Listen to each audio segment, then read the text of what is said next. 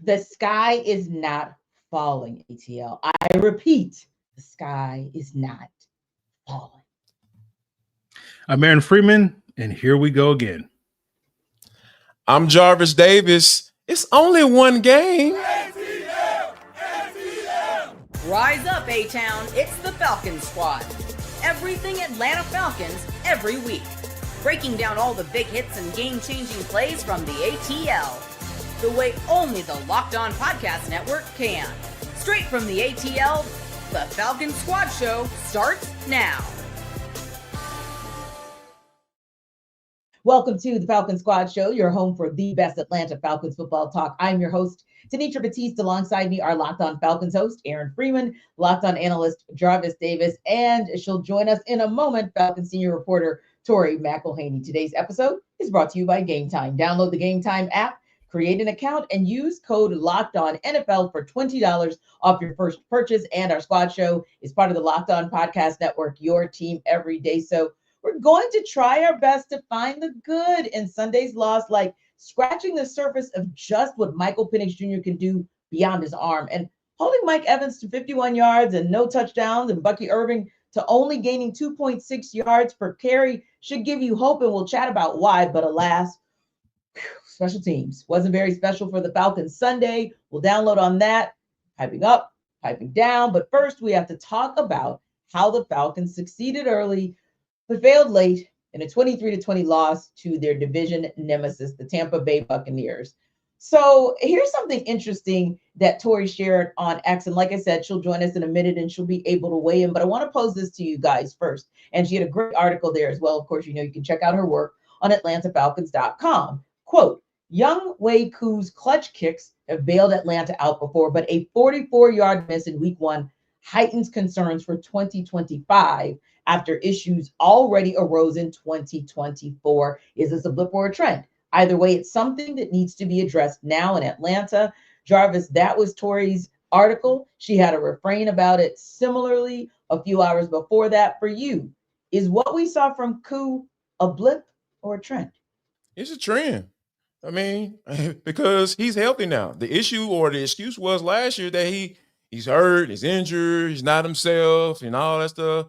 He had to figure things out, and they put him on, IR to end the season, and they went with the other guy whose name I can't even remember right now because he was so Patterson, whatever his first name was, Patterson, Mr. Patterson, and Mr. Patterson did Riley Patterson, as a matter of fact. So yeah, I think that's the thing that we were saying last year as to why he's having these issues and making kicks that we're used to him making. Yeah. What's the excuse now? I'm tired of the excuses because I talked about this on the post-game squad show. Like, I don't want to be talking about issues from last year. Those things aren't carrying over. There were some things that the Falcons did really well, and they got rid of the 2024 stuff. Oh, they aren't putting any pressure on the quarterback. Yeah, we saw some pressure. They moved Baker Mayfield off the spot, and they had some opportunities to bring him down, but if there was some more rush discipline, they probably could have got a couple more sacks. But when you talk about evolving, I'm gonna go back to that. When you talk about evolving from year to year and needing to see improvement from year to year, and if we're talking about a kicker having an opportunity to take this game to overtime because your quarterback was playing lights out for you, basically put the team on his back. And we're talking about the same stuff that we saw last year. So, yeah, this is a trend for me. It has to be a trend because the injury excuse is no longer. He's healthy. Yeah. There's no other excuses right now. There's just no excuse for it right now. Yeah, and it's one of those things where, like you said, Jarvis, and I think it's fully acceptable to go back to the refrain of elevating, right, or evolving, because that's what you're expecting your each and every player to do when they take the field, including your kicker. And 2 of 3 is not evolving, right? I mean, Aaron, when we look at it, great that the long field goal that Koo made was a 41-yarder, but on the same token, absolutely gut-wrenching that you couldn't make a kick just 3 more yards. And then you made it in like a practice space, but when it really counted, in the moment that it mattered the most, to give this team an opportunity, this Falcons team an opportunity to get to overtime. And then let's see what happens. You're in your own building, your fans are there, that momentum maybe is shifting your way, or maybe you're in a moment where you're like, we got a second chance, we're going to take advantage of it. But when your kicker doesn't give you a chance, and that's the same thing we've been saying since like that, was it week 11 or whatever, that game against the Saints, that's a problem to keep having that same conversation. But I will give it to you objectively, Free, to let me know what you think of it, whether you think it's a blip or a trend. Well, I would like to say it's a blip, because for all we know, Younghoe Koo will not miss a kick for the next 6 to 7 games or whatever. It's typically, we like to overreact to week 1. And this could be an overreaction. This could age poorly. But Jarvis is right. Like, it is a trend at this stage based off of the information that we know now, going back to last year, as you just pointed to. We saw Koo miss a kick in the preseason, and we're like, oh, this is an issue. And so as based off of the information we have right now, so far it is a trend. Now, hopefully we will look back at this 6 weeks from now and be like, oh man, Younghoe Koo has been lights out for the next, several games and made some big time kicks and all that stuff. And we'll be able to look back and say, oh yeah, that week 1 game, he seems to always miss kicks against Tampa Bay. It always seems to be the case. And it's just like, oh, well, that's just anytime Younghoe Koo plays the box, he's going to miss a kick or two. That is always going to cause us to pull our hairs out. But, every other game, it's going to be fine. But until we get there, we're not there yet. It's a trend until otherwise known, until he can start a reverse trend of making kicks. Yeah. At this point in time, the pattern is him missing kicks. And that's, unfortunate. Yeah. Can I add something too, T? Can I add something to what I made an observation? Me and our guy, Joe Patrick, former co-worker, T of Tenitra and I, just in there watching him warm up. He missed the exact same way. Yeah. In warm-ups. And it was a 47-yarder, if I remember correctly.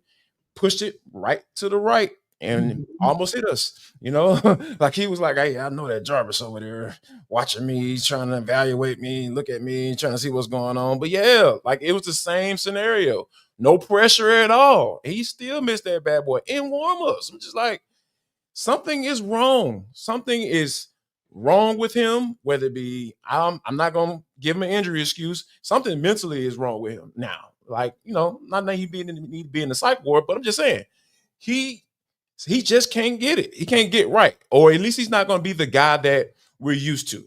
I need to erase the old Younghoe Koo, right? Is that fair? Is that okay, Aaron? Can I erase the old Younghoe Koo now and I have to get adjusted to him? Or T, or Free, can I get adjusted to the new kid? And it'll be kind of okay if he misses some kicks because he's new. He's finding his way in NFL. I'd rather have that conversation than say, okay, when is the old Younghoe Koo going to come back? And I just can't. I'm not in that headspace right now because they've gotten rid of some things. They got rid of some people. This is a new era for this team, and we should not be carrying over old stuff that's funky. Like, put it in the wash machine and let it go. Like, put that bad boy on the spin cycle. It's time to clean up, man. Like, we can't be carrying over that dirt from last year. That's all I'm doing. And I think one good thing is that we're not carrying over, and I don't want to call dirt Kirk, but Kirk dirt. Just the allegory just kind of did fall on me. But it's kind of hard to continue my analogies. I understand, T. Yeah. I'm like, it's not lost on where you were going with it, but I'm going to try not to. They can be a little rough sometimes. Yeah, exactly. I'm just going to try to move into maybe a positive place. So how about this one, Jarvis? How about this one, Aaron? Instead of talking about dirt, how about we talk pay dirt, as in Michael Penix Jr., because I believe what we saw from him was pay dirt. I believe we saw the very, very good in what Michael Penix was able to do. And I think we talked about this yesterday, but obviously we've had almost 24 hours to kind of digest what we saw and kind of decompress from it as well. And Michael Penix Jr., I don't think that you were exaggerating, Jarvis, by saying he was pretty much putting the team on his back and saying, now let's ride with me because I got you. He did it on and I guess for me, I'm impressed with both ways, right? Like he did it on the ground with just six carries for 21 yards. But again, we're not asking him to be world beater as a mobile QB threat. We're just asking him to make plays when it matters the most, or extend drives when it matters the most, or extend plays. But 27 to 42, you're not asking him to throw 42 times every game, but at least if he's going to throw 42 times and he starts approaching a QBR rating or rating of 100 and he's nearing 300 yards, no interceptions and a touchdown. I mean, I think that you really see something good in him, Jarvis, in what we like. I guess scratching the surface was a positive for Michael Penix Jr. Yeah, it was beautiful to watch because the young man just is so reserved in those moments. Like you don't really see like the emotion and everything come out. You know, he did a little dance after he got in the end zone in the fourth quarter. That was cool. That was dope. You know, had a little choreographed type situation going on. That was dope to watch. But just in those moments though, he's like stone faced. Like almost like an Eli Manning type, you know, but don't be all the way Eli, man. We don't need the turnovers and stuff like that. But just how he just approaches, how he just comes up big in big moments. I feel like it was just so cool to watch. And one of my favorite plays from that game, and not necessarily the highlight plays, it was one particular play where Elijah Wilkinson had gave a little pressure to Hassan Reddick, which was pretty consistent with that. And he was like, Reddick was like right at his feet. And he had gone through his first read, wasn't there, and he kind of circled back to Casey Washington on the backside, and it's almost like he was off balance, and he threw a perfect strike to Casey Washington right there on the ground. He just caught that bad boy. I was like, man, it was just an amazing play. That was like my favorite play from yesterday. So I feel like this 9 came to play. I was tweeting out during the game. I was like, man, this dude is him. I don't know what y'all think this is. Like, I really feel like he put himself on the map yesterday. The only thing that was missing was getting the win. Yeah. And that to me is going to be the interesting conversation that we're going to have this year, where like going into the season, I was pretty optimistic that Michael Penix by year's end would prove to everybody that he's the quarterback. But I think a lot of people sort of conflated that with like, well, that probably means the Falcons are going to be successful this year. And it's like, I don't know if those two things are as a one-to-one correspondence as much as people would like to make it. Like people love to make it like, hey, if you have a good quarterback, you're going to win games. And if you have a bad quarterback, you're going to lose games. And it's like, generally that's generally true, but like it's not always true. And so like, I feel like this week 1 performance is kind of that in a nutshell, where it's like you see Michael Penix, you know, making the plays, particularly late in games. That was a consistent through line last year that, you know, he wouldn't always get off to the fastest starts. And I think the Falcons, I think back to when Matt Ryan early in his career, where like he would kind of struggle the first couple of drives and then the Falcons would go no huddle to try to jumpstart him. And like, that's the thing I've consistently noticed with Penix, like 4-minute drill, 2-minute drill, like he's on the money. But all the times between that, you know, it's not to say he's playing poorly or anything like that, but he could just be a little sharper. And part of me just wonders, could the Falcons borrow that blueprint from Mike Mularkey of all people, of just basically like, okay, you know, and in this game it's different because you score on the opening drive. And so that changes the math a little bit. So like for me, it's just one of those things where it's like when he gets into a rhythm, things are looking great. And you see that consistently at the end of halves, but like, you kind of want to see that a little bit earlier in game so that you can just get that one, maybe that put together that one touchdown drive, maybe early in the second quarter or early in the third quarter or whatever, that could be be the difference in winning these close ball games in the end. But other than that, like, again, that's not a Michael Penix issue. That's just more like, okay, what do we do as a coaching staff to try to jumpstart this offense a little earlier rather than what has been consistently the case in Michael Penix's 4 starts, which is final 3 minutes of the second quarter, great. Final, 5 minutes of the fourth quarter, great. The times between those points, we just need a little bit more greatness. And I think Penix has it in him, but you just got to see what tweaks you can make from an offensive coaching standpoint to get that out of him. I'm buying what you're selling, Free, because I had that same exact thought during the game. And I can't remember exactly what the play it was. They had just crossed the 50. I was like, come on, man, tempo. Let's go, get on the ball. Because what that does for, the opposing team is they have to keep that same personnel on the field. And then you can have those a couple of plays, the play call with Zach, and then he communicating with MPX and just say, okay, all right, here's what we have. And MPX even went into it after the game as far as just from having a certain amount of plays that you can go to or check to if you get a different look. And I think that, putting him in that situation would have been amazing, because what you want to do is when you have two teams that are so close to each other as far as who's good and who's not, right? I feel like those are the type of things that are, will sustain drives and potentially be able to put points on the board. Not necessarily field goals, but I'm talking about like touchdowns, because of you being able to switch it up and making them react to what you're doing. And I think that would have been a good spot to do it, because I think it was right. It was almost, I think it was like beginning of the third quarter-ish. As far as that drive, I had that same thought. So yeah, Free, I like what you're talking, man, when it comes to that. Indeed. And we promised these guys that we would talk about some goods and some positives. And there were some more goods on offense that we can talk about, but we would be remiss if we didn't talk about the bad and some missed opportunities as well. Tori's going to join us on the other side. So we want to talk to her, get her involved in this conversation about the offense and the defense when we take it under further review. This episode of our Falcons Squad Show is brought to you by Prize Picks, the daily fantasy app where making the right call can actually pay off. You and I make decisions every day, but on Prize Picks, being right means cashing in.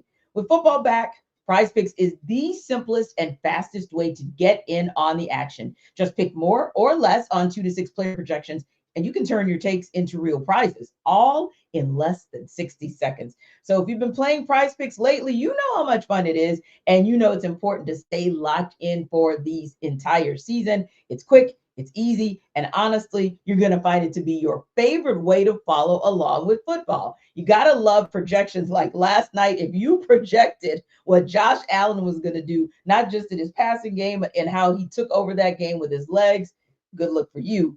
And good luck for you on Prize Picks. So download the Prize Picks app today. Use code LOCKEDONNFL to get $50 in lineups after you play your first $5 lineup. That's code LOCKEDONNFL for $50 in lineups after your first $5 play. Prize Picks, it's good to be right.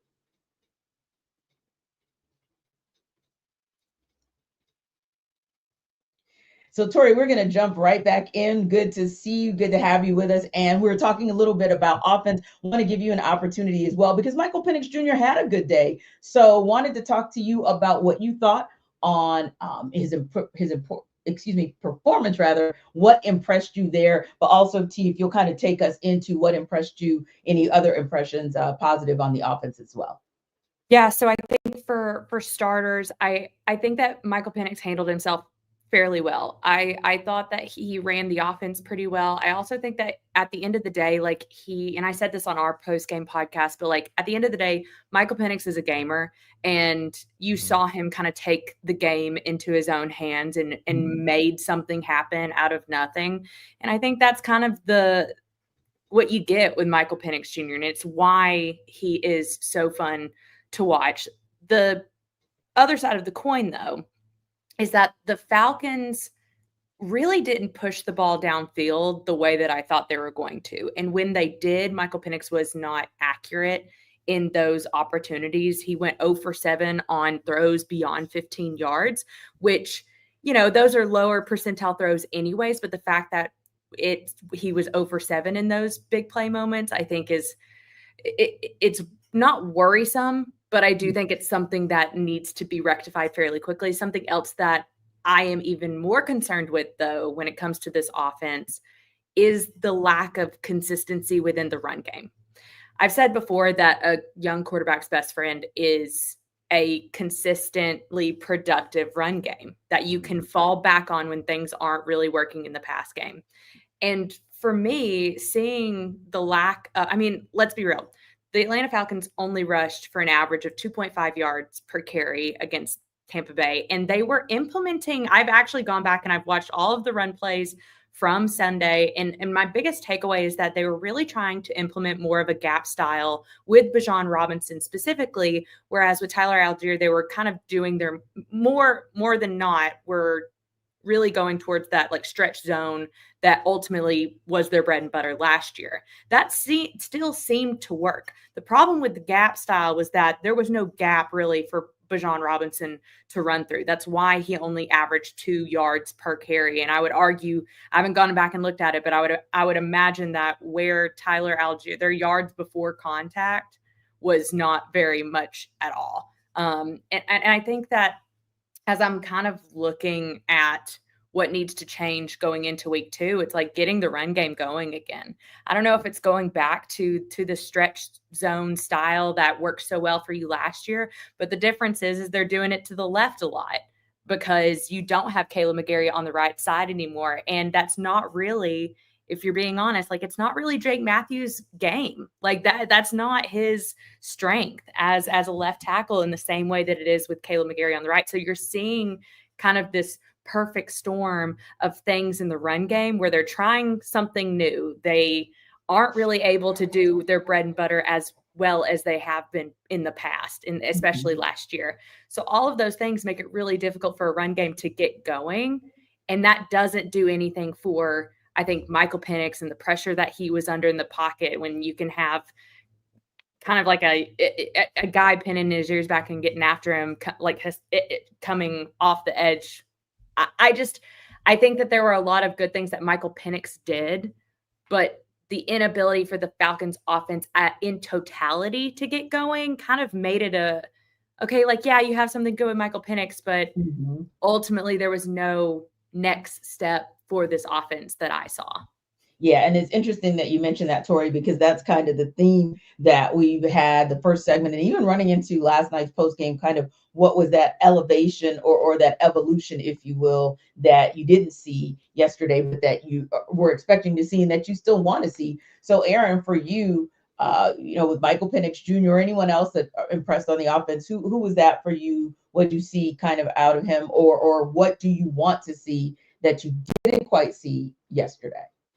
Well, when I look at the offense, again, we talked earlier about Penix playing well in certain stretches. And then when I look at the rest of the offense, like there were moments for other players. Like, we talked about this on the post game yesterday. Like Kyle Pitts had a solid day. He didn't like take over the game like we've seen him do a couple of times against Tampa Bay. I'll give love to Casey Washington. He kind of stepped up to fill some of the shoes of Darnell Mooney. Didn't quite have the sort of the game sort of changing play at the end there. But that's not Casey Washington's fault. It's unfortunate that, Antoine Winfield plays on the other team. And it's like, okay, well, there's going to be a point in this game where Antoine Winfield's going to make a play that's going to completely derail the Falcons. And that was the point. It's like, all right, yeah, he does this every time. Yes.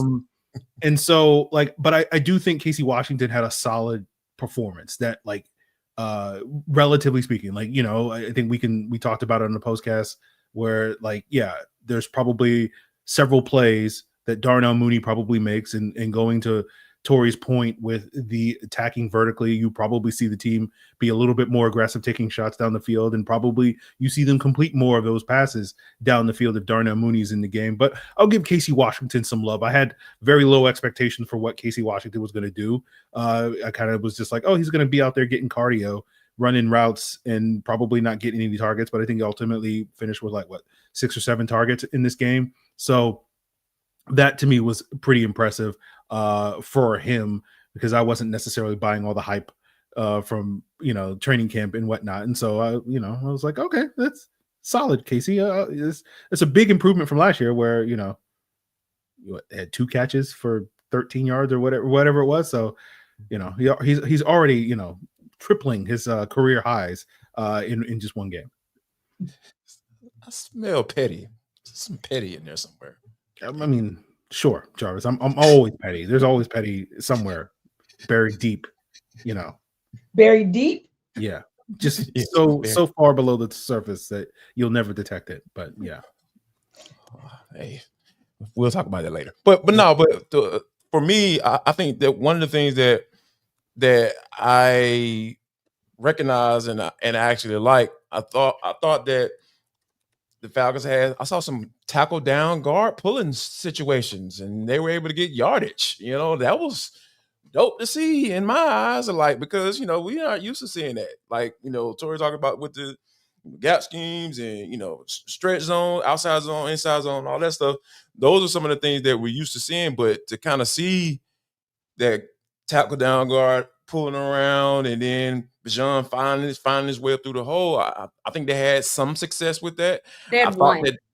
Right, basically one. They had one play that you're describing that worked. Yes, that's what I'm saying. And they never went back to it. I'm confused. So when you have success like that, it's stuff that you're not used to doing. But when you're, like I said, when you have teams that are so closely, in as far as where they are, as far as where they rank in contenders and all that good stuff, those little things like that are things that can kind of help you get you over the top. And if you would have probably done that, gone back to that, you probably would have had some success, because at the end of the day, people watch film on you. They are going to cater their game plan to what you put on tape. And what you put on tape is not that. But when you did it, you had success. So you got to go back to it. And I thought Zach was real. He was falling in love with the 12 personnel a lot. And I guess to keep Kyle Pitts in the game and not be obvious, and have Charlie Warren in the game as well. So I didn't like that combination, so to speak. But once they went back to 11 personnel and they had Drake in tight end line, I thought he made some good blocks as well. I'm not surprised by that, because Drake is just that type of guy, right? So I think there were some things that I like, like the whole tackle down guard around. It was beautiful to see. It was executed very well, and I didn't see it again. So for me, it's doing the necessary things that you have to do to win a game. I understand, hey, we want to be able to do this. We're one of the top 10 teams coming into the season and running the football outside zone. That's what Bijan is able to get off and do his thing. But if it's not working, you got to have a backup plan. You got punched in the mouth, and you never really recovered when it comes to being able to run the football. Yeah, and one thing that was, thankfully, it seems, unless I missed an update, and if I did, guys, you please chime in. But one thing that maybe wasn't a gut punch or kind of punched in the mouth at the end of the game was obviously Drake London going down, suffering the shoulder sprain, but being considered day-to-day as of late Sunday, according to NFL Network insider Ian Rappaport's sources. And Tori, it just seems like, that's a very good sign. And it's important for that initial report on Drake's status, especially when you consider Darnell Mooney still working his way back, and the impact that we saw on the game without a Darnell Mooney there for its entirety. And of course, Drake not being available the last couple minutes. Yeah, I think honestly, if I'm a fan kind of listening to us talk, I would kind of work under the assumption moving forward this week that we're really not going to get answers on Drake London until game time. I do think that even if we talk to Raheem this afternoon around 3:00 and we get more information on Drake London's status, I think that he probably will continue to say that he is day-to-day, and Drake London will probably end up showing up on the injury reports all week. And then he will probably receive a questionable designation on Friday. And then we're going up until game time to make a decision on Drake London via the inactives. I see that's how this thing is going to play out, along with Darnell Mooney also doing kind of this same thing. Because if you're the Falcons and Drake London left the game, so he's obviously injured. Why would you give up any more information to the Minnesota Vikings if you don't have to? Yeah. So I just kind of knowing how this team operates, knowing kind of how Raheem Morris operates when it comes to injuries, I would just mentally prepare for that to be the cadence of how this week is going to go. And I think that that's fine. That's all well and good. I mean, I personally am because I'm the one that has to do the injury reports. But I think ultimately, that's where I see this thing going. But you would hope that even in all of that, you get Drake London back on Sunday. You get Darnell Mooney back on Sunday, because this is a big game. This is a primetime game, and I guarantee you that Drake London and Darnell Mooney specifically are going to want to be up, even if maybe they're not even 100%. So I'm curious to see how all of this shakes out, but I do not think that we're going to get any answers until closer to game time. Tori, you sound like you've done this before when it comes to the Falcons. I've ridden this roller coaster before. Absolutely. It seems like, you got some experience with this. Yep. I echo a lot of those sentiments. We'll see what happens, I think, with Drake London and obviously Darnell Mooney, and we'll probably be sitting there, Sunday night, 6:30 or whatever it is, before, when 90 minutes before kickoff. Yeah, the inactives are announced, being like, I don't know if these guys are gonna play, and we'll find out. So I think that's good advice for folks to kind of mentally prepare that until 6:35 on Sunday night, we're not going to really know and get much clarity on what those guys' status is for Sunday night football in week 2. I will say this for all you Falcons fans and listeners, and I'm saying this to myself as well. If you start hearing them working out guys at the wide receiver spot, I would be very concerned. So I think that if we don't hear any tryout wide receivers, or they brought in such and such to do this, to work out for the team and everything like that, if you don't hear anything like that, I think the Falcons will be okay. I think they'll be in a pretty good space. Either one or both of them may play, right? So because if it's a potential where one of them will not play, I would assume that they would try to bring someone in, to at least as a break in case of emergency, a veteran that will kind of make sense. They have been here, maybe bringing DJ Chark back, right? Or in that particular sense. But yeah, this bad. They're gonna ride this bad boy out all the way until they have to tell us, hey, he's gonna play or he's not. So yeah, I would think from that standpoint, if I'm getting concerned, if they don't bring anybody to work out, might be okay. Yeah. Well, next up, we'll switch gears to the defense. What do we think about the defense? The good, the bad, and maybe some missed opportunities there. We'll talk about that. And next up.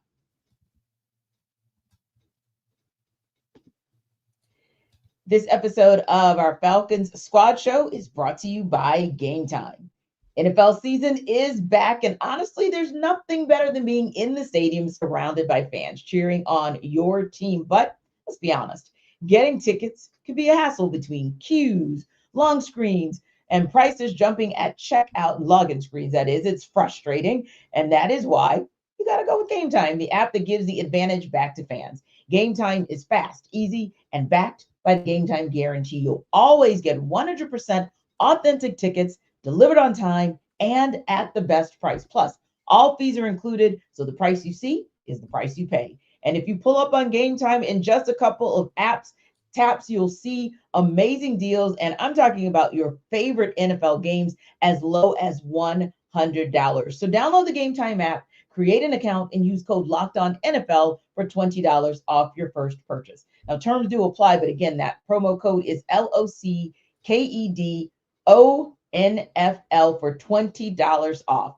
Swipe, tap, ticket, go. Download Game Time today.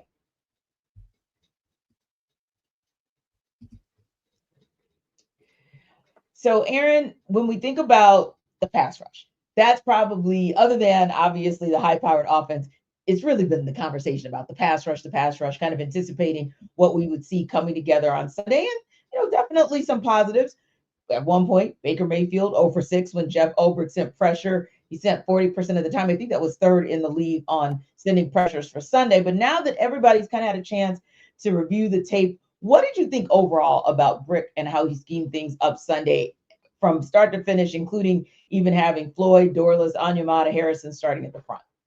Well, I thought it was funny, the irony of it. Like, the Falcons were able to generate like pretty much pressure at like twice the rate that they had last year, but they only got 1 sack, which is like half the average number of sacks that they had roughly last year. And so it's like, okay, the more that changes, the more it stays the same with the Atlanta Falcons, right?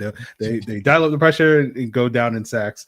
But I thought to me, the main issue I had watching the game was a lot of that pressure, as you mentioned, T, came when they were dialing up pressure, when they were sending those simulated pressures, when they were sending a fifth and sixth guy, and that their ability to win with just 4, while it was there and still an improvement from what we saw last year, wasn't quite all that was cracked up to be, at least in this first game, and especially going up against a Bucs offensive line that had some issues up front that you were hoping to see the Falcons take advantage of. I think they were able to get effective pressure on Baker Mayfield in this game, and that was a big reason why they were able to keep a lid on this offense to the tune of 23 points. But there were, obviously moments throughout the game where they weren't able to get effective pressure on Baker Mayfield, and he was able to, hit them for some big plays on the back end, as well as being able to extend plays outside the pocket, create with his legs, as well as buy time for his receivers. And again, it's just a work in progress. I think with this Falcons pass rush, I think there were positive signs. I thought Zach Harrison did, a lot of good work in this game, rushing, both inside and outside. You saw moments from everybody, had a couple of moments here or there, but you just are waiting for that one guy to kind of emerge as like the guy, the sort of alpha, the Batman, or whatever you want to call it, in this pass rush room. And we're not quite there yet. It's still early in the season. But I think this game was a step in the right direction, but I still think there's room to grow as far as the pass rush goes. Mm-hmm. And what about you, Jarvis, when you kind of look at, and of course we talked a little bit about it last night, but kind of drilling down into it today, what did you think about Jeff Ulbrich and kind of the strategy that he used throughout the game? I enjoyed it. I mean, that first half was exactly what you want from, like he had a quarterback that was below 50%. He made some questionable throws. He was off his mark. I know people don't want to hear this. Y'all close your ears. But what I'm about to say, they were able to affect the quarterback, right? Like Baker was not Baker Mayfield. But you start in the second half when those things stop getting there or start putting that pressure on. He got more comfortable in the pocket, and then he was able to make those necessary throws. He was able to find the rookie in Emeka Egbuka, who had a coming out party, right, with 2 touchdowns and all that stuff. So he was able to connect with the young pup. But for me, I feel like, you just didn't have guys out there. You didn't see like Aaron said. It's kind of like what Aaron said. Like you didn't have one guy that just pop out, because coming into this game, I was expecting Leonard Floyd to be that guy, right? Like a veteran someone who hasn't had less than 8.5 sacks in the past few years, right? That's consistency right there. And for him not to be able to take advantage of a backup tackle, right? Tristan Wirfs wasn't there, and nobody really took advantage of that. But I will say this, you got to give Tampa credit. Like they had their tight ends chipping. They were like, we won't be beat off this edge. We're going to make sure Baker has time. And what that did was it gave him more time to be able to extend plays. So and then you had times where the Falcons were, a part of that, right? They were part of that, his extending plays, because they didn't have rush discipline. And, hopping inside when you think you can beat a guy inside. No, man. Nope, not with Baker. You got to stay on that edge. Make sure you keep that outside shoulder free, because you can't let that dude get outside the pocket. And he was able to take advantage of it every single time, where it be extending, getting outside the pocket and running for a first down, or getting outside the pocket and your linebacker has to cover a little bit longer, a wide receiver. They got the matchup that they want. So yeah, it was just too many instances where you just said that. I like it overall. The totality, I like the game plan and everything. But when it boils down to it, you start to really dig into it. There were moments where guys weren't out there executing. And I think that, whether you could chalk it up to the first game, or you got a lot of young guys still trying to find their footing, James Pierce Jr., Jalen Walker, all of those particular situations. But I think just overall, I like the game plan, but they're going to have to be some work to continue to drill into these guys that, hey, man, you got to rush as a unit. You can't be out there free balling trying to get to the quarterback because you think you can get there. It just doesn't work like that. It doesn't. It doesn't, unless you're Aaron Donald or Myles Garrett, and we know we don't have any of those guys on this squad. So you have to look out for your homeboy. Like, if your defensive tackle is getting that push up the middle and you think you can beat your man inside, you're killing your homeboy right now. Hold what you got, keep contained, and your D tackle might get there, or he might be able to get his hand up and knock the ball down because Baker Mayfield is 5'11 3/4. Like, so it's just those things like that. I feel like that's the evolution of these young pass rushers. And Tori, since Jarvis kind of went in both directions, definitely feel free to do the same in terms of what you liked about Jeff Ulbricht's scheming yesterday. But if you want to talk about some opportunities there for the players as well, go right ahead. Yeah, so I think ultimately I kind of am on the same page with Free and Jarvis, is that I feel better about the defense's start in week 1 than I feel about the offense's start in week 1. I know they're two separate entities, but I feel better about the starting point of this defense and what I feel like they can build upon more than what I saw from the offense, which was a bit worrisome.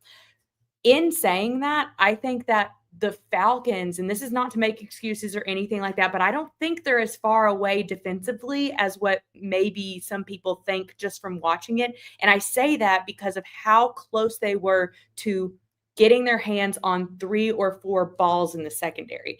There were a few times where an interception was a millisecond away, and it would have changed that game. Now, those interceptions did not come. The turnovers did not happen in Sunday's game at all. So that's obviously the next step. But I think that the pressure, the errant throws, the Divine Diablos, the Xavier Watts being in the throwing lanes of Baker Mayfield, like, that wasn't lost on me. So for me, it's like, I feel pretty confident that a tweak here or there, a millisecond here or there, changes how we feel about the defensive performance yesterday and how it feels moving forward. You come down with an interception in one of those moments. Just one. Yeah. You don't need 3, you don't need 4. In that game, you needed 1. And whether it's AJ Terrell laying out for 1 or Xavier Watts, one of the 2 times that he got his hands on the ball, or, a punch out somewhere, somehow, like, those moments matter in the momentum of a game, and not having those moments made it to where I said this yesterday, but the big moments for this defense weren't big enough to overcompensate for the miscues on offense. And I think, like, as soon as potentially the defense has a big moment, maybe it changes the way that the game goes. So for that reason, I'm not, super worried and concerned about this defensive performance, because I saw the intent. I saw kind of what it could look like. And for week 1, with a new defensive coordinator, a lot of new faces, I'm willing to kind of take some miscues here and there. Obviously, you got to clean up the leaky quarterback. Like, those are things that, I think you've got to take a step. You can't have Baker Mayfield running for 40 yards and picking up multiple first downs to keep the chains, to keep a drive alive. That can't happen as frequently as it did. But I think I did like what I saw from this defense, and being able for this first game to be a good building block for what they could be down the road if they stay healthy. Tori, I think that's a great point. We talked about it a little bit yesterday. Like, we didn't like what we saw in terms of being able to contain Baker Mayfield, but you have a few practice runs, we'll call it, because we wouldn't necessarily look at JJ McCarthy or Bryce Young as world beaters in that space, but those would be, and I'll put it in quotes, tune-ups to get you ready for a Jaden Daniels, who will be and could be problematic in that space. So definitely agree with you on that one. And Aaron, for you, just looking at some of the areas of improvement that you might want to see some evolution, or maybe some next steps for next week, maybe building blocks on some of the good you saw this week on the defensive side. Yeah, I thought the run defense played well, particularly when they were in their base defense. There was a drive, I think, in the second quarter where the Bucs were able to get the Falcons in some nickel looks in their 4-2 front. and were effective moving the ball down the field. But I felt like the Falcons pretty much tightened that up. And I'll be curious to see if upcoming opponents are trying to do a little bit more of that by getting the Falcons into their lighter boxes in that nickel front and trying to run the ball effectively against them. And how effective is that going to be? So I think that's an area that they can build upon moving forward. But overall, I think Tori's right. Like the defense, had a positive performance. The question is going to be, does the defense continue to improve? Because, that's one of the things about early season football, which is usually the defenses are a little bit ahead of the offenses. And so as offenses start to get a little bit sharper by the end of this month, are we going to continue to see the defense ascend, or are we seeing the best version of the Falcons defense? But I think there's a lot of reasons for now to think that this is not the best version of the Falcons defense, and the arrow is going to be pointing up for that unit. So that will be something to keep an eye on going forward. So I think overall, a lot of positives to take away from the Falcons defense. Obviously, certain things that you want to clean up, some situational things that you want to clean up that could be the difference in, especially in a game as close as this one. It's like, yeah, as Tori said, like one play that the Falcons defense makes versus not making, potentially changes the outcome of this game. Yeah, and I like that you say the arrow is trending up, Aaron, because I'm sure nobody had on their bingo card that Billy Bowman Jr. was going to be the first out of this rookie class to get a sack. And of course, I know you guys said you had good returns. There were good returns from Divine Diablo, and you didn't necessarily think he was going to be that guy that we were talking about. So I think what that says to me is, no, we weren't having a conversation today about Jalen Walker. No, we weren't having a conversation today about James Pierce Jr. or even about Leonard Floyd, but that's a good thing, because that means there's an opportunity for improvement, even on top of the good things that we saw today from some of the guys that you were maybe expecting to see better things from. But alas, special teams, not that special for the Falcons. We'll continue to unpack that in Next Up. This episode of our Falcons Squad Show is brought to you by Upside. Hey, Falcons fans, are you still paying full price for gas? Well, stop leaving money behind. Get real cash back every time you fill up with the free Upside app. Simply download the free Upside app in the App Store or Google Play right now, or at least after you finish the Squad Show, and start returning or earning cash at the pump today. So if you're like me, you got to head to the pump right after the show as well. Definitely going to take advantage of the Upside app. And you can use the limited time promo code Touchdown and get an extra 25 cents back per gallon on your first fill up. You could make up to $300 a year just from buying the gas you already needed. Now, at first, you might have thought like I did, this is too good to be true, but it's totally legit. I've actually used the app before, and there are other real people who are getting paid just to make their daily commutes, and you can too. Plus, you can cash out anytime to your bank account, PayPal, or an e-gift card for Amazon and other brands. How cool is that? So don't let this offer drive on by. Download the free Upside app now using my limited time promo code Touchdown for a limited time 25 cent per gallon bonus. That's promo code Touchdown. Offers vary by user and location. Go to upside.com for terms and conditions.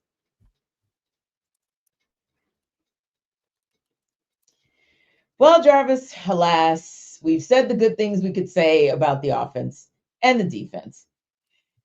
I'm going to ask if you can find a silver lining for that special teams.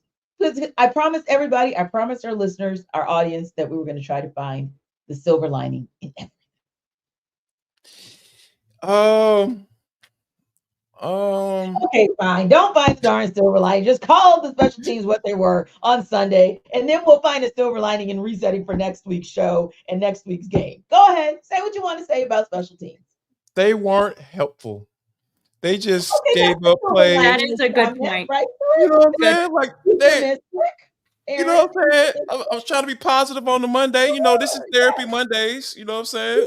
Therapy Mondays is back. You know what I'm saying? Like, let's go. This is the first Therapy Monday of the season. So I'm trying to be positive. You know what I'm saying? So I'm not going to lie, though, and say that, hey, the special teams, no, they weren't helpful on Sunday, whether it be giving up a big old return that was just the worst possible times you can give up a big return. It happened. Yeah. And And then, of course, you know, I had the Younghoe Koo situation. I ain't gonna go back into that because I'm trying to find my Zen place, you know, as we, you know what I'm saying, wrap up this show. I really feel like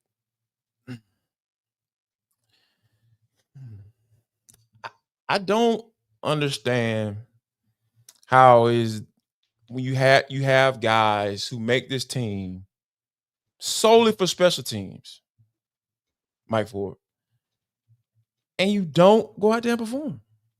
Like you allow the returner to get outside. Like that's one thing as a gunner.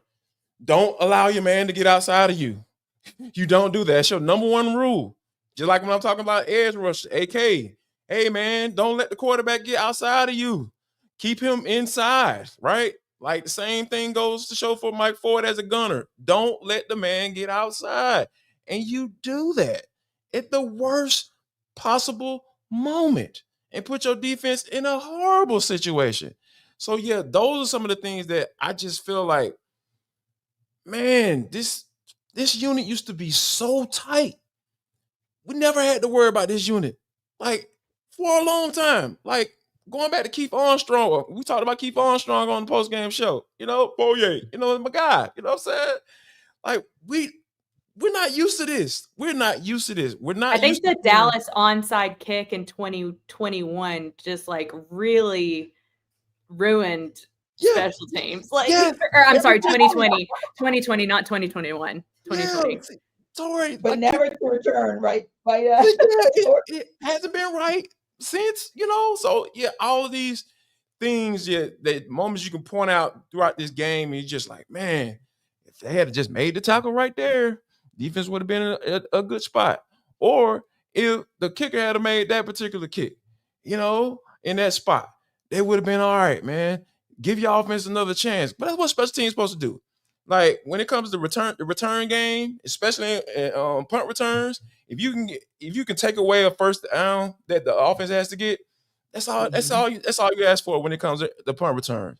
Or you know, you can stop them, pin them inside the 10-yard line. Yeah, that would be great as well. You know, Bradley Pinion, I can kind of give him, you know, he did his thing yesterday, but for overall OT, it was just truly frustrating to continue to see this special teams unit not show up in moments where we're used to them showing up in. Yeah. And hey, listen, I think that you were as positive as one can be, all things considered, with what we saw yesterday. But yeah, Tori, I mean, when you start thinking back 4 and 5 years, just like kind of Jarvis was triggered yesterday about the thought that this is the first time since 2012, I think it was, that you had that opening drive touchdown scenario. And it's like, you know, after a while, you just kind of get triggered seeing the same things over and over again. And we talk about the importance of all three phases and how just a little flip of the field here or there, or just a little bit of giving Baker Mayfield more field to work with could also have been a change in the game. Yeah. I know y'all have already talked about the kicking game, no, come on, but I have some things to say. Yeah. And I it's Therapy Mondays. Go and lay on the couch, Tori. I think honestly, what I'm gonna say is that I'm kind of done talking about the Falcons kicking game, because at this point there is a trend. There is obvious data to back up that there is an issue in Atlanta. The questions have been asked. The Falcons have made a statement over and over and over again that they trust and rely on Younghoe Koo, despite the evidence maybe potentially to the contrary. And that's that. It doesn't matter at this point, like how many times I write about Younghoe Koo and, you know, the misses that he's had in the last 2 years. The Falcons have made their decision, and until they do something different, I'm kind of done talking about it, because this is, at this point in time, like, you've chosen the direction of which you want to go with the kicking game. Do I agree with it? Do I not agree with it? Like, it doesn't matter what I think. I think the trends are what they are. The facts are what they are with the situation. The Falcons have made, it's kind of like you've made your decision. You've made your bed in this case scenario. Mm-hmm. And I kind of feel there is a certain sense of defeat that I feel about that situation. The fact that the confidence I feel about that situation wanes is like a tough place to be, that, you know, there is this lack of confidence that even I feel when they send out Younghoe Koo to kick a game winner. And even though in the last 7 times in a situation similar, he's made it, the trends are what they are. And there is a very obvious decline in Younghoe Koo's usage and also ability to make the kicks that he needs to make. And if the Falcons are going to continue to make the decision to run him out there, that's the decision that they're making. I'm not going to talk about it anymore. Yeah. And that's understandable. If I can just say this, Jarvis, just kind of piggyback on what Tori said. Sure. No, I think you make great points, and we kind of alluded to your tweet on X and the article that you penned, and good stuff. And so, yeah, no, I'm glad you were able to bring that back full circle, because we agree on this show wholeheartedly. We're 4 for 4. It's a trend. Go ahead, Jarvis. No, I feel seen by Tori. You know, like this is wonderful. I feel like we're making progress into this Koo situation, because for me, this is an issue. You know, I will say this: there is no one who went to bat more for Koo than I did. Oh, like, no doubt. All last year, Yes. I kind of said he has an injury. They're working through a hip injury. There is like, he has won so many games for this team. He has been so clutch for this team. You have to go over, you know, he's just in a decline. He's working through something. Yesterday was the chance to prove that all of that was right, and all of that now feels wrong. Yeah. And here's the thing. I don't mind the Falcons. I really didn't necessarily mind the Falcons having a quote unquote competition and him, you know, winning it and beating out Lenny Craig and all this stuff. But you can't marry yourself to a decision. Like, you can't, like, in today's league, it's all about what have you done for me lately. I understand being loyal to your players and all that stuff. Like, loyalty also tells the truth. Like, I can't lie to my wife and say, hey, baby, we're going to be together forever. But I can't lie to her. And when it comes to certain situations and issues she might have or I might have, I have to be honest with her. It's still all love, baby. You know what I'm saying? You still going to hug each other afterwards. You know what I'm saying? Like, but I got to tell you the truth if we're going to move forward and have some success in our marriage.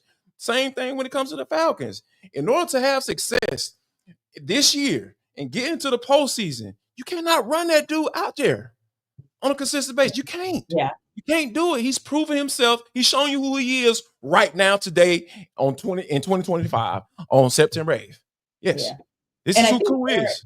Right. And I think too, Aaron, sometimes when you have those situations that are so fresh, the rope is much shorter, right? So you have the situation, different position, somewhat different situation, but you're getting the same feel. And that's with Kirk Cousins. Like, you ran him out. There were questions. Is it mental? Is he really 100% back? Is it the lingering injury from last season? Is it a new injury from this season? And then by the time the decision was made to move to Michael Penix Jr., it felt like too little, too late, if you will. And you just don't want to get in that situation. And obviously, there's the trend that was online. I don't want to overreact, but so we're not trying to be the overreact show, but we are trying to be the show that legitimately looks at the numbers and say the numbers don't lie. Yeah, no, you bring up the Kirk Cousins situation. I talked about that on Locked On Falcons after our post game show, where like a lot of the feeling of last year is the Falcons waited too late and they could have saved their season had they benched Kirk Cousins a week or two earlier or whatnot. Wherever you wind up feeling about that, like that's what the lingering feeling is, and now that's going to be applied to Younghoe Koo, where you're going to have a bunch of people very vocally being like, you have to make the switch now, as opposed to waiting a week and seeing if he bounces back. And if he goes out there next week and kicks and misses kicks against the Vikings, you'll be like, well, he cost you another game and you've already, this whole decision, you're 0-2 and the mathematical odds of making the playoff, all that stuff gets played into it. And so it's going to be an interesting dynamic to see whether or not this coaching staff the pendulum swings in the opposite direction. Because you kind of saw this happen with Arthur Smith, right? Where a big question in his second year here was, do you bench Marcus Mariota for Desmond Ridder? And Arthur Smith was like, we're going to ride it out with Marcus Mariota until it completely fell off the tracks. And then with Desmond Ridder, it was basically like the first sign of trouble. It's like, well, we're going to Taylor Heineke. And then you had this sort of musical chairs going back and forth because of that whole situation. And like, you could easily see a similar situation arising. You could see a situation where you move off of Koo, you go to Lenny Krieg, the German sensation, and he goes out there and kicks really well. You could also see him look like a typical young kicker in the NFL and struggle. And then what do you do at that point? Are you giving Rodrigo Blankenship a call? And so like, I don't envy this coaching staff for being in this situation. Ultimately, like, we will judge them as we are wont to do based off of the results, right? And if you get the positive results, we'll be like, yeah, you made the right decision. If you don't get the positive results, we'll be like, you were terrible, and you like all the stuff that happens in these spaces. So ultimately, we'll see what they wind up doing. But I think Tori's right in the sense of like, until the conversation changes, there's not much of a conversation. Yeah, I think too. And just one quick note on that is like, I don't know if Lenny Krieg is the answer. I don't know who like, right? Like, to Free's point, it's like, who do you look to in this situation? You've given Koo a ton of chances. Do you look to this new guy? Like, where's the decision here? Like, and I don't know if there is at this point, I don't feel confident in either decision. And that's what makes it so difficult. And so like, without like feeling very confident about the Falcons kicking game moving forward is like, I don't know what the decision is because I don't really feel confident in either one right now. Yeah. Yeah. And that's the thing. It's like, oftentimes when you hear that a coach should be fired, like fire this coach and replace him with who, or replace her with whom. So that becomes the question, like, as not so good as Younghoe Koo is, where do you go from here? What is the answer to the question of who's going to really give you that kicking game? That if you get in this situation again, and you can, or it's a game-winning situation, sending it to overtime, whatever it is, that you feel confident that whoever is about to kick the ball through the uprights is actually going to get it through the uprights. Yeah, like we said, not an enviable position, but hey, that's why they pay Raheem Morris and Terry Fontenot the big bucks. Thanks to our everydayers for making the Falcons Squad Show your first listen of the day. Be sure to stop by Locked On Falcons with your host, Aaron Freeman, as your second listen. You can catch Jarvis as a frequent contributor for Locked On Falcons and check out some of Tori's great work at AtlantaFalcons.com. See you next time.